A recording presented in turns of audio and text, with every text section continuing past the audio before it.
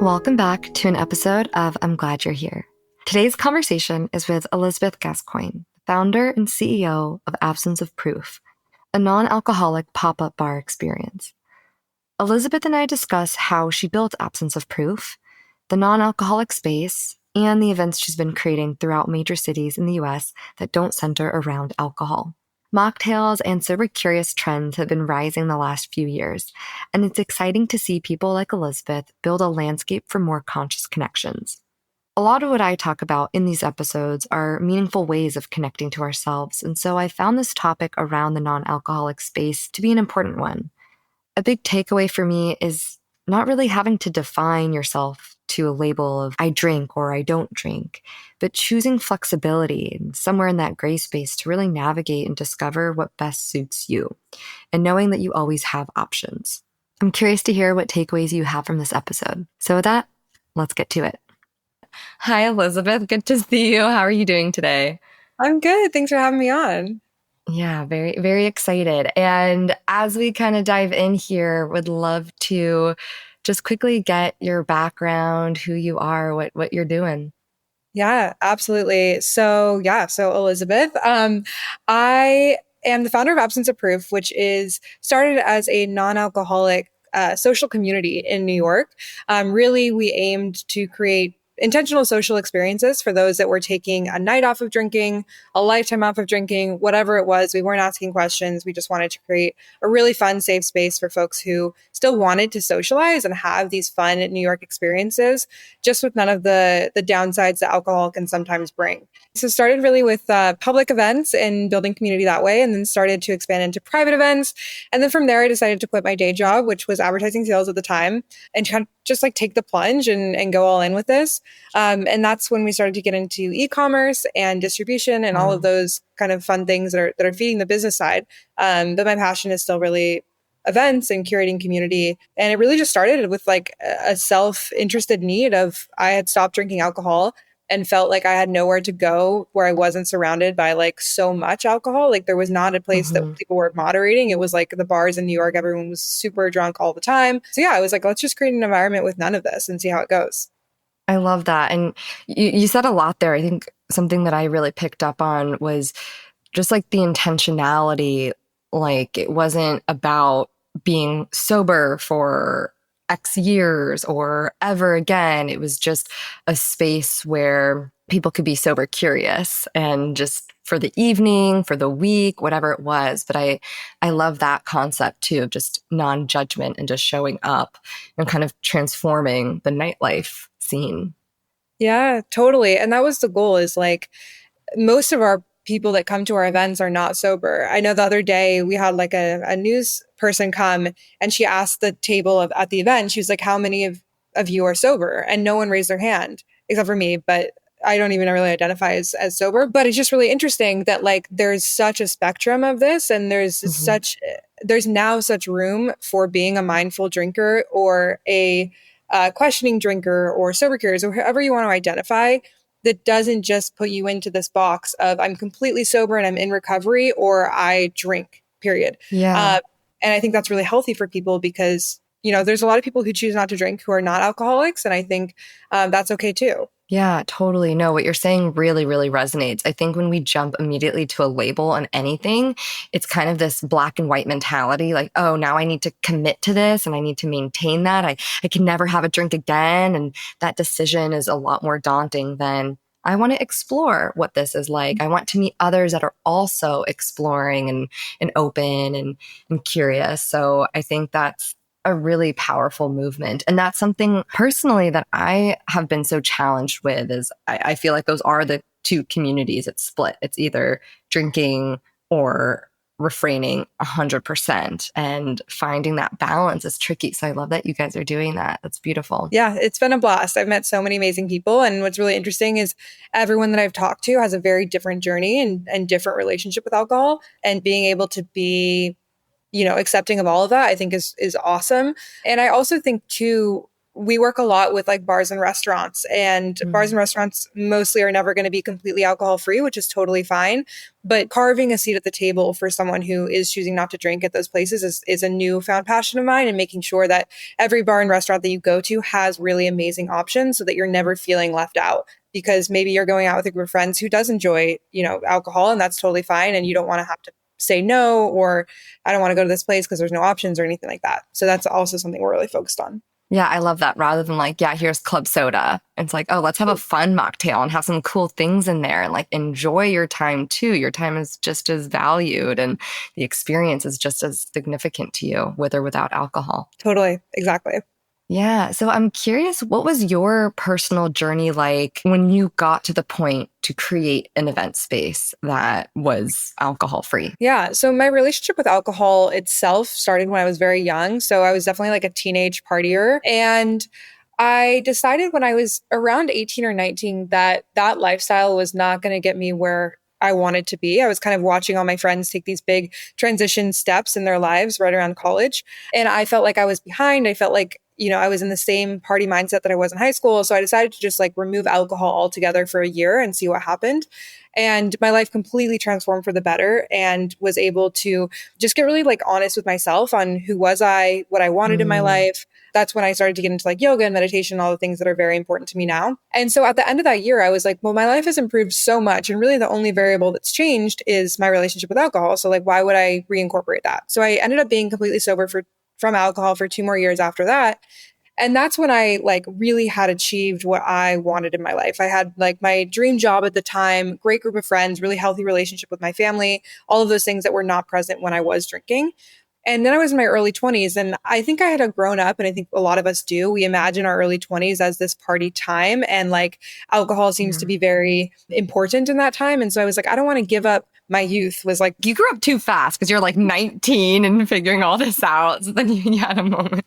I mean, when you start partying at like 14, you live a lot of life very young, unfortunately. But yeah, so I decided to reincorporate alcohol in what I felt like was moderation. And I think I successfully did that for a couple of years, in successfully being like, I wasn't destroying my relationships or my life, but it also wasn't helping me become the person that I knew that I wanted to be. Like, I knew that I didn't want to be in my job forever. I knew that I wanted to be a founder. I knew all of these things. And yeah, I was making decisions that I were actively blocking me from being able to take that leap or like up level my life in the way that I wanted to. And so then I decided to Mm. stop altogether again, because I was like, look, if it worked before, I can work again. And I started to feel better and be more inspired toward things. And I still didn't know like what type of company I'd want to start or anything like that. But I was definitely putting myself in the mental position to be able to make those like decisions or forward progress. And so it was when I stopped, probably like 6 months. Oh gosh, I should probably know an exact time. Probably 6 months after I stopped drinking for the most recent time, where I found myself Googling non-alcoholic bars. I was like, and my Oh. brother doesn't drink. So I was like, I want to go out to a non-alcoholic bar. Like, we live in New York. New York has everything. There's got to be one around here. And sadly, there had been some that had opened pre-COVID, but then hadn't made it through the pandemic. And so I was finding like nothing to do socially. And so I decided that I was going to open a non-alcoholic bar in New York. And then I started doing research on that. And I was like, that takes a lot of money. Like, I think it was like Yeah. 500K minimum to like open an establishment in New York, which is not money that I have. And so I was talking to a founder friend of mine, and she was like, well, no one has the money. Like, you raise the money. So like put together a business plan and go raise investment. And one of the crucial things that I had learned was like, you need to be able to show a proof of concept, and that people will actually come to your establishment if you're going to convince somebody to give you the money for it. So that's what the pop-ups were, was a proof of concept to show like Oh, there's interest. nice. Yeah. And then once I started doing that, I was like, wait, I really love the freedom that the pop-ups give me, because I can decide where I go, who I'm collaborating with. It offers so much more partnership opportunity than a singular brick and mortar bar would be. And also, I'm not an operator. Like, I have no idea how to run that. So that's when it really was like, I think I'm just going to have an events company, and this might be the company. So that's how we got there. I love that. I love how that naturally took its course because you're like, oh, wait, I don't have the funds to open up a bar. Let me just start here. And then it was, oh, wait, this is the expansive community that I want. That's perfect. That's Totally. incredible. And so how did it just kind of snowball and take off? And people were like, oh, thank God we have a place that we can go to. And it was a natural growth? Yes, I was very lucky at the beginning to have some traction on social media. We had some TikToks kind of like get a lot of views and a lot of engagement. And so our events really had no issues with attendance, which was great. I think the more issues was like I had never run a business before, never run Hmm. events before. Like all of the logistics and all of that were very difficult while also balancing a full-time job that was very, very demanding as well. So I think that was a really hard period in my life, not because no one was showing up to the events, which is like a problem that I was blessed not to have, but because it was like too much It was and too too much. much Yeah. movement. But it was great because all of that momentum made me see that like this could be a real business. You can quit your job and do this if you so want to. So yeah, very grateful for those early days. I know it's like the best problem to have. Like, oh, there's too much volume. There's too Yeah. many players moving. How has the business transitioned? You're doing event spaces. You talked about like collaborating with bars and restaurants. Do you have your own like non-alcoholic line as well? Or I know there's a bottle shop. Curious what all the different avenues are. Yeah, so events are still kind of like our bread and butter. We do a lot. Actually, we have 3 events this weekend, so I'm like after this going straight Wow. there. But Yeah. yeah, so events are still like our primary business line. Our consumer facing e-commerce is also growing. That is basically like a marketplace similar to Amazon, but it's only for non-alcoholic products. So you could go Hmm. and buy, non-alcoholic tequila and have that shipped. So that's a small portion of our business. And then the most fast growing, I would say, is our wholesale relationships with bars and restaurants and stadiums. And that is really fun for me because like I love nothing more than going to a bar and seeing a great non-alcoholic option. And so being the one to Hmm. actually bring that to fruition is really rewarding and fun. And so that's where my primary focus is now. And then our team does amazing events and they kind of run with those. But personally, the wholesale side is really what I'm passionate about. I love that. And this is a separate thought, but I remembered this and it really connects to what I hear your mission is that you're not on a hunt to convert everyone to sobriety. It's more like we're here if this is what you're looking for. And then naturally the people will come. I was having a whole discussion a few weeks ago at dinner with my friends, and I was like, would you guys buy non-alcoholic wine? And they were so against it. And it was this like crazy backlash. And I was like, okay, wrong crowd, super wrong crowd. And I kind of retreated from that conversation thinking like, but I think it's so cool. And it's fun that it's like you get the same experience without having to deal with the alcohol part. And that's so fun. And so it's beautiful to see this industry carved out. But I very much agree with not trying to force it on people, but kind of being this beacon of like, if this is what you're looking for, it's here. Totally. It's the same concept, I think, of like decaf coffee.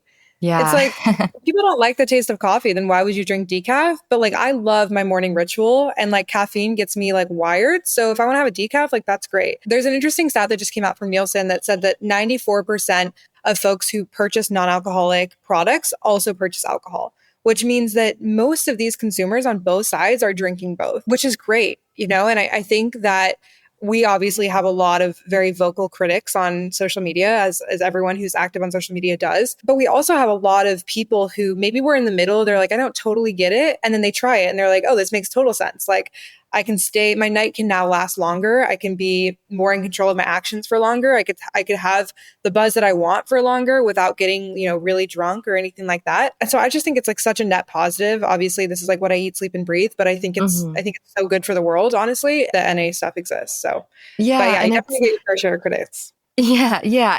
I'm curious your opinion because I feel like when I was in college, like that's when White Claws came out and like, okay, you can basically have the same, like a low calorie, so very diet culture friendly.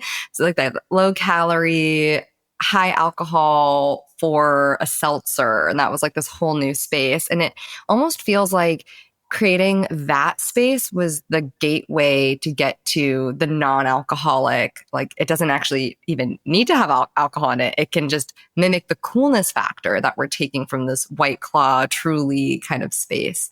I'm curious your opinion on that. Yeah, it's so funny because White Claw has like the zero point zero White Claw now, Oh, which is so funny because it's like going back to basics of like the seltzer and all of that. Yeah, I think that there's been a big movement of like people know that alcohol doesn't make you feel good the next day. They know it's not good for you. So like how can we make it as good for you as possible, which is like the low calorie and all of that. And then I think that people like hit a point where they're like, well, how good could I feel if I just don't drink at all? And Mhm. that's where I think the rise of the non-alcoholic and kind of functional beverage space is going. And I think that the functional beverage in particular is really interesting because not only is it removing alcohol, but it's actually adding a ingredient that is better for you. So like the magnesium drinks and all of that, I think really excite me because you could actually wake up even better than you'd feel if you hadn't drank. So yeah, I just think it's super exciting. And I think that the more and more podcasts and studies come out about really what alcohol is doing for your body, even people that are avid drinkers are like, okay, I can drink, but not this much. Like, we need to make sure that we're moderating, but people are really in love with their rituals. And one of my favorite non alcoholic brands actually is called Ritual, I think probably based on this. But you can still enjoy the ritual of drinking just without the negative consequences of alcohol. Yeah, totally. And I don't have the full physiological comprehension of what alcohol does. I know it's essentially a toxin that our liver has to process. It's in our blood. I mean, our brains swell. It's not ideal for us at all. And so kind of the effects we feel is because our body is processing the toxins, right? Yeah, totally. And Andrew Huberman, I'm not sure if you're familiar with Oh his yeah. podcast. He has, I think, probably the best like 2 hour knowledge of alcohol that I've ever, heard. And he's very unbiased. He's not like you should drink, you shouldn't drink, anything like that. It's just like this is what happens to your body. And it's so fascinating because not only is it affecting the things that you think it's affecting, it's like everything. I mean, Yeah. skin, headaches, ability to thought comprehend. Like, I don't believe in telling people what to do or what not to do. I do believe in people having access to as much education and resources on a topic as they can, so that they can make informed decisions. Because there's a lot of people, like a lot of my friends have listened to that episode and they're like, yeah, I'm still going to drink because I enjoy drinking, but it's good for me to know so that I can make informed decisions moving forward. Yeah, absolutely. It almost feels like I don't want to compare it to cigarettes, but it's like before we talked about the harmful effects of cigarettes, it was just like what everyone did. You'd smoke on a plane, at a restaurant, in a hotel. And then there are studies are actually this is really bad for you. And we can't just expose it to everyone if they're not willing to participate.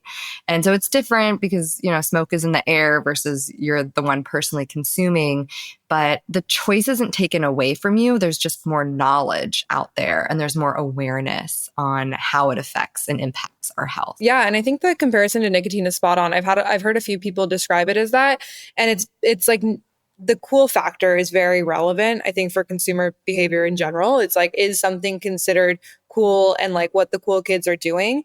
And I think that there is a shift away from that with alcohol specifically too. Like I remember when I was growing up, a big reason why I drank was I was like, well, I need to be cool. Like this is what everyone's Mm-hmm. doing, and this is like what the crowd's doing, etc. And now I feel like there's really a shift toward like what's cool is like this wellness culture. At least that's what I'm seeing on social media. And maybe my algorithm is biased toward me, but I do think that there's a big shift in like even celebrities, like in Yeah, endorsing non-alcoholic brands or drinking less or drinking more mindfully, which I think is a big reason it could be compared to nicotine as well. totally. You know what I think it is? I feel like it's a trend towards being present. Mm. And I think it's only going in that direction when all these social media channels just opened up, and especially like TikTok, Instagram stories. It's getting to that point where we just want to relate to people more and more. And therefore, like, they can't spend 20 minutes doing their makeup and then presenting. It's like, oh, wait, this is me when I just get up. This is me when I'm done with the day. This is me when I'm depleted. This is me when I'm really upset. And so it's just more and more, this is me in my somatic experience and my lived experience. And I think about it a lot as like numb and unnumbing, where we've talked about alcohol as this like numbing beverage, and the trend of being more present, of being unnumb, is kind of where I'm seeing people go. And it's hard. And I feel like for a society that's so used to like numbing culture, it's uncomfortable to feel our feelings. But the more spaces like this are around and welcoming it, I think it's really, really beautiful. So I feel like you're doing great things by having this event space. Thank you. Yeah, it's been really fun. I've met a lot of really amazing people through it. Yeah, I love that. And so right now, is it only in New York City or do you do So events in other now places? I would say we do events consistently in probably 6 cities. And then we've done events in probably 11 or 12, which is a huge reason why I wanted to stick with events too, because it's much easier to throw an event somewhere than it is to open a store somewhere or a bar Yeah. somewhere. And so that's been really fun to kind of see how different communities respond and tailoring our events and our like community activations based on what people are interested in. So like LA specifically, I thought LA was going to be our fastest growing community because people are very into health and wellness there. What was Hmm. interesting is the overall conception was like, yeah, but we have mocktails. Like it wasn't new at all. Interesting. Yeah. And so then we were like, okay, we're going to focus on more wellness activities in LA, really building like an experience around that hour that you're spending somewhere versus just having non-alcoholic cocktails, which is New York. Like non-alcoholic cocktails in general were enough to get people to show up in New York. But in LA, it's like we have to Yeah. be much more curated. Oh, that We're makes a like lot of Detroit. sense. Yeah. That makes So it's so much like sense. really, You're tailoring to what socialization looks like in that city. And I live in LA, and I was just there you thinking as you go. were saying that, I'm like, oh yeah, there's like beach events or there's a beach volleyball tournament with non-alcoholic beverages. That sounds incredible. Hermosa Beach Pier, like perfect. There's hundreds of people there. Or brunches are big, and like just it's more like outings and hikes and getting out in nature a bit. That's really Totally. fascinating. And then New York, it's you're jam packed in there. So there's just bar after bar after bar. So you're like, oh, I can just start at the bar scene. Exactly. So that's been like a really big growth area for me is like learning how to make sure that our events are tailored and like that are genuinely interesting to the people that are coming to them. We have an Yeah. amazing event manager in LA, and she's done a really great job of like knowing the city and knowing what people are interested in. I think you were going to say something about Detroit and the city. Yeah, I'm curious Yes, what that vibe is like. Detroit is like our second largest city by far, which is Wow. crazy to think because it's not like there's not the most people that live there out of the cities that we're in. But Detroit has just been so receptive and so wonderful and like really shows up to events. And yeah, we just have such a wonderful community there. Wow. Do you have more events going on in the Midwest, or is that the only one? Or I'm assuming Chicago, Chicago maybe? as well. Yeah. Yeah. And it's Mhm. very different, the Chicago and Detroit communities? I would say they're actually pretty similar, Chicago and Detroit. We do more events in Detroit because our chief administrative officer, she's wonderful. She lives in Detroit, so she like is super passionate about that community. And then Chicago, she drives to do, so we do those probably like once a month or once every other month. Where in Detroit, it's like probably 2 to 3 a month. Yeah, because I would assume that and none of this is backed by anything, so these are just my thoughts. But I would feel like Chicago and New York would be a similar feeling, just given like its population density, that train, the L to kind of commute around. But maybe it would be different in terms of what their outings are like and kind of where alcohol is present. But I was Yeah. also thinking with Detroit, it's interesting. I went to school in the Midwest in Wisconsin, and it's a very Midwest in general is a very big beer drinking culture, very like German Nordic roots and these huge beer steins that are just insane. And so I think about that too. Like, you grow up in Wisconsin, I think you can have a beer at 16 with your parent. There's something like that, like a state law that kind of Mm. encourages beer consumption. So it's very different than the LA culture to me. And I went to college there. So that was a very big thing. Game day, these huge beer glasses, our Memorial Union where everyone meets on campus had them. And yeah, just very different, very German culture. Yeah, yeah. I went to high school in Wisconsin, so I definitely Oh, no way. relate. Yeah. And then my family's from Michigan. So yeah, it's so funny because my family, of course, is all on board now. But when I first started talking about this, they're like, I don't get it. So it's Yeah, just, I so bet. just different places need more education on it. Yeah. Totally. Yeah. And so I am actually curious about that. What was it like to create this space and kind of own that your absence of proof? I mean, I think when I was younger, it was definitely hard. Like the first round of sobriety for me was more difficult than the second for sure, because one, I was younger, I was more impressionable, and I think I just cared more about what people thought. And I also think that this was before like the big push toward wellness and, like you said, like being present. And so that was really hard because all my friends drank and all my friends partied, and I felt really like I have no one to hang out with. Like it really felt very isolating. And in that time of my life, I was hesitant to share that I identified as sober at that point. I don't say sober anymore because folks will often attribute that to recovery. And I want to be respectful of those who are in recovery. But but yeah, so when I like went through that period, I was much more self-conscious of that. And then once I stopped drinking this time, I think I've been very lucky to, once I moved to New York, surround myself with people very intentionally that like would never say anything about really anything I did. Like everyone is so Mhm. supportive and I'm so lucky to have the peer group that I do. And so when I stopped drinking, people were like, okay, like it was so like whatever. And then when I started Yeah. hosting events, people were like, that's so cool. Like I love that. Even if they did drink. I mean, I have like some of my biggest party friends who in New York who like come to every absence of proof event just to support. So yeah, I've been very lucky to be in Yeah. Yeah. the community. Like attracts like. So once you're like, I'm owning this, you Yeah. connect with people that are like, yeah, that's actually so cool. I'd love to learn more or explore that with you. Yeah. Oh, One of my that's best yeah. friends actually, she runs a community called Drinks First. So it's like literally the exact opposite, That's so funny. but I she's love like one of the that. best. And yeah, so it's just, yeah, I think Do you guys collaborate together and do group events? so we have before. Obviously, it's a little tough because our communities are very different. Like her Mhm. community is very nightlife, party, alcohol, but she herself doesn't drink. And so she's been like very, That's uh, interesting. yeah, intentional about like incorporating non-alcoholic options. So yeah, it's been a blast. And I think in New York in general, like people are very, in LA too, I think people are just very encouraging of people doing their own thing and following their passion, regardless of what that looks like. Yeah, I'm curious, how do you see the events that are kind of traditionally alcohol heavy? I'm thinking of like weddings, for example. Do you see there being options for non-alcohol beverages, or like is it kind of separate? Like you can get like your canned drinks or something on the side, or there's going to be a bartender kind of helping make non-alcoholic drinks as well? Yeah, so we actually get hired to do a lot of weddings, which is a Oh, blast. Um, amazing.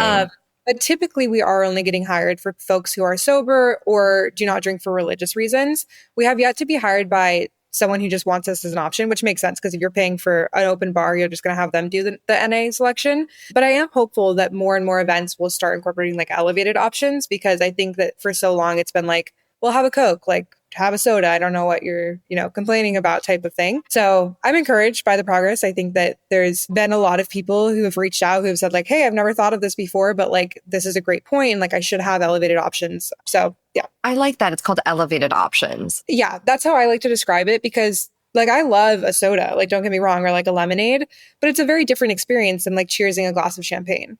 And I think Yeah. of champagne as like more elevated and it's a more celebratory beverage. And so people that are not drinking should still have that moment. Totally. My go-to non-alcoholic drink in my like teen and early 20s was a Shirley Temple. And if I got one now, I'd feel like a child. Where like it's good, Exactly. it's tasty, but yeah, I want something that makes me feel that elegant or that excited. That's why when I was asking those friends about the wine bottle, I'm like, no, but you still get the experience. You're still popping off a bottle, you're pouring it in a wine glass. Like you feel a certain way, the energy's there. So I love that elevated. And I'm curious about, as you mentioned, like your team, you have someone in LA and Detroit. What's been the process of growing and expanding? Yeah, I mean it's so challenging. We're completely bootstrapped, so we haven't raised any money, and I think that that is really hard because basically you have to wait for the revenue to come in to be able to hire someone to make sure that you can pay them. And so we're, 50% of my job is making sure that we can pay our bills, and that's just like the Mhm. reality of it. However, we could not be doing what we are doing without the team that we have. So I'm very lucky. My mom is actually our CFO, which is Oh, I really love fun. that. So it's a family business, and so having her on board has just been amazing. And then we brought on Tori, who's actually one of my really good friends, and we used to live together. So I know like her work ethic, and I really trust her. So she came on full time, and then everyone else is part time and kind of like independent contractors. And so like our LA rep, she actually still works for Amazon, and she does this on the side. Same with our Seattle, Chicago, or rather DC. So yeah, I've just been really lucky that people are very passionate about this, so they are Yeah. open to spending their hours not working doing it. I love it. To them, like they're just so aligned with the mission that they're like, let's create this community space in the place that I live, which is perfect. So it's personally beneficial to them, and they're supporting the expansion and awareness of it. Yeah. That's super cool. And then you mentioned Seattle, and I love Seattle, Washington. So I'm curious what the events are like. Like if I think out loud, It's a very crunchy granola vibe. Hikers, there's breweries, and it's kind of like, I don't know, it's like Fisherman's Wharf, Brooklyn vibe is how I see the Yeah. going out scene in Seattle. Very like Patagonia beanie and hanging outside. So is it like, do you collaborate with breweries out there, or what do those events look like? Yeah, it's a great question. So I'm born and raised from Seattle. Oh my So gosh. I love this. you're spot on. I No, love you're like Seattle. literally spot on. Like it is so granola and so, the only reason why we expanded there, to be honest, is because I know so many people there that I was like, okay, Mhm. like I know I can throw a party and people will show up.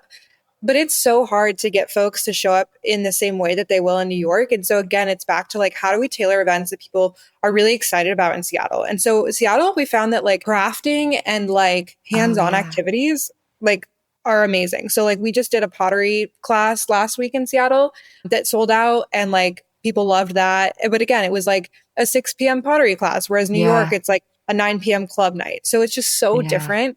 But yeah, you have to tailor it and make it something that people will leave their houses to do because people in Seattle don't like to leave their house very often. That's so funny because right when you started saying like it needs to be something they do with their hands, I thought of pottery. And it's really fascinating hearing these reflections because I think of the places I've lived to. I've lived in Seattle, Wisconsin, LA, and I've always thought about how I'm very different. Like I show up very differently because I'm surrounded by certain activities. And so I loved my personal brand in Seattle. I was hiking every weekend and I tried bouldering and I hated it, but I did it because everyone did it. So like even a Yeah, bouldering event with non-alcoholic drinks, like everyone is out bouldering in Seattle. It's a very big stereotype for the tech people, but it's fascinating where your social activities are really shaped by the environment you're in.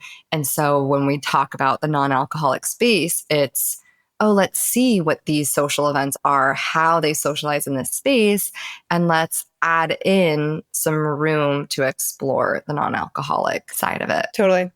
Yep. Yeah. Oh, that's super cool. I'm curious when you're thinking up an event and maybe it's a new city or a place you're less familiar with, is there kind of like a standard protocol of like, it needs to be at least this many people or this cost, or like, how do you kind of brainstorm what it can be? On the logistical, like business side of things, we do have like financial projections to make sure that we're breaking even at least and not losing money on the event. But other than that, we do like everything. Like tonight, the event, I think there's going to be like 250 to 500 people. And then on Sunday, we're doing a 10 Oh, person brunch. So it's like so different. And it really just depends on like one, the brands we're working with, because that's a huge way that we pay like our staff is the brand sponsorships. And so it really depends on like what they want, who their ideal audience is. Like if they want an influencer brunch or they want, a giant party, it's very different kind of like planning on our end. But for our public events, like as long as it's something that I feel like I would go to, then I'll do it. Like I don't want to ever mhm. do an event that feels inauthentic or like just throwing something together. It's like I would have to buy the ticket if I wasn't throwing the event. And then that's kind of like the gauge test. And same with my team. Like they'll be like, I would never go to this event. And then it's like, well, then let's not do it. I love So that. I love that. So you can get super creative and think of all these things. And then if people are like, I actually personally wouldn't even want to go to yeah, this. I'm like, okay, so let's adjust. Let's find the right things. What makes you really excited to go to it? exactly. That is the cool part about doing social gatherings is we're just getting into the psyche of what makes it fun. Is there an activity to do? Is this conducive for conversation? If it's a loud bar, then yes, a lot of people can go and they can meet like people. But if it's a quiet space, then we want to make sure that people feel comfortable and excited to show up. Yeah, That's no, fascinating. absolutely. And if you're in New York all month, and you have 10 events, are you going to show up to all of them? Not anymore. Thank goodness. When I probably went to every event for the first year, maybe year and a half. I think it was probably a year and a half until I was like, and I've been doing this for 2 years. So very recently have I started to kind of let go of the reins, Mhm. to the point where I was like flying to events in other cities. And I think Wow. that was really like a control mechanism for me, like a anxiety type, not distrust on a personal level for the like event managers, but just like distrust in like is this going to be okay if I'm not there? Which is so funny because the people that run my events now are so much better at doing it than I ever was. And so the events are like totally fine and way better than they would be if I was like micromanaging everything. But it's, I mean, I'm sure you feel the same way about your podcast or any other project you've had. It's like, it's your baby. And so it's Yeah, like so hard to let that go. But the time that it's given me back to focus on other sides of the business, like if I was still doing every event, I never would have the time to like grow wholesale or grow our ecom or anything like that. So no, I go to the ones that are big enough to where it's like, okay, they're going to need more hands, or like our first partnership with someone. Like if we did an event with Shopify and it's like, okay, I want to make sure that like we're building the relationship and showing up in the way. And so I'll go to that one. And then maybe the next one, like the team can handle it because everyone knows each other, just stuff like that. But I think totally. I'll go to all three this weekend. So there's definitely still a lot of events. Yeah, like you've gotten more selective. There's more trust in your team, and there's more awareness that if you can free up that space and trust more, then you also have more capacity to do the other arms of the business. Exactly. Yeah. Yeah, that I'm sure that's just that's such a like growing pain of expanding is choosing when it's necessary, when you just want to, when you can let go. Oh, it's so hard. Yeah. And every founder I've talked to feels the same way. So it's definitely not like a unique challenge, but it is, I think it's definitely the hardest part of growing in general. I kind of had this question pop up. I'm curious your thoughts because I know that there's some companies like Budweiser that or Heineken does like 0% alcohol. And then there's companies like Athletic Brewing that I think is always or only is non-alcoholic. Do you think that more alcoholic companies are going to have lines of non-alcoholic spirits, or are we just going to see a bunch more non-alcoholic brands come up, or both? Yeah, I think both.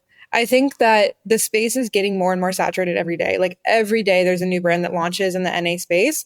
And at the same time, every day, alcohol brands are realizing that this is a growing market and that they should be investing in it. I work a lot with Diageo, and they're like a holding company. I think that's how they describe themselves. They own a lot of different non-alcoholic or a lot of different alcohol brands, but they've also been really excited and interested in investing in non-alcoholic brands because they have like really big company tenants around safety with consumption and mindful drinking and all of these things. And so I think that we're going to see a lot of alcohol companies start to lean in as well. Makes a lot of sense. I used to work in the alternative protein space, and I'm just getting such a strong, similar sense here where there were Impossible Beyond Meat that just like hit the ground running and made a really yummy tasting vegan burger. And then immediately there's this flood of all these other companies, but it didn't stop Tyson or other brands from also making plant-based meat. So it was kind of like do or die if you want a spot in the alternative protein space, and kind of, I guess, similar with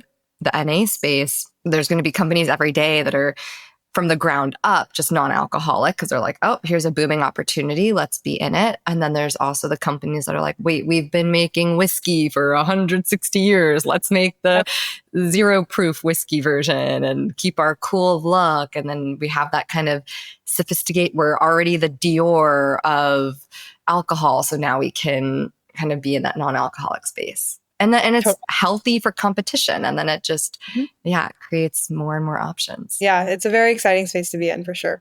Yeah. And I feel like starting 2 years ago is probably a little bit ahead of the curve. Like, or how do you feel about that? Yeah, I mean, I think that there was a lot of amazing brands that existed. At the time, there wasn't a lot of events-focused companies. There was a couple, so I want to give them credit for sure. But the size of the community, I think, was a lot smaller at the time. And that's not just thanks to us, but there's just so many amazing non-alcoholic like event companies that have popped up. So yeah, I think that in terms of the product, no, but I think in terms of like, and maybe even public perception, it was a little bit before the real takeoff. I mean, every dry January, we see it bigger and bigger. Yeah, that makes sense. That makes sense. I was just thinking of going back to alternative protein and what we were saying here, where like some companies had the goal of creating of making everyone a vegan, and that would be like 100% sober.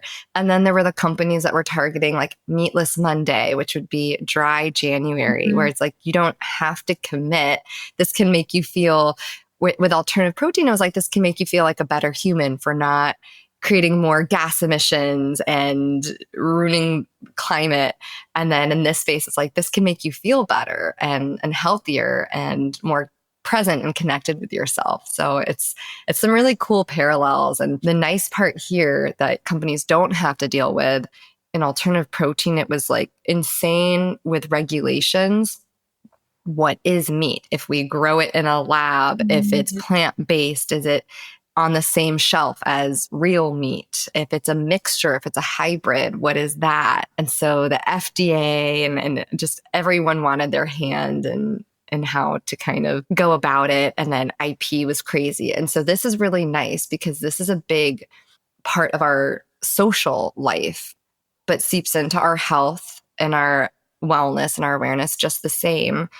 But it's easier when there's more people talking about it and gathering. And so what I wanted to say too is the events anchor us into it versus like we eat 3 meals every day. You go to the grocery store, you see something new on the aisle. But if we just saw non-alcoholic beverages on the shelf, but didn't have the concept of what to do with it, how to use it, do I get it for myself and drink it alone? Do I take a non-alcoholic beer and just go to the beach? And I think having these events connecting to what it's already like in that city and just kind of shifting perspective is really smart. And so that, I think, even in your answer of like, no, we weren't the first here, but it's new to host events with NA beverages. Yeah, no, totally agree. I'm trying to think of like what I've seen in LA.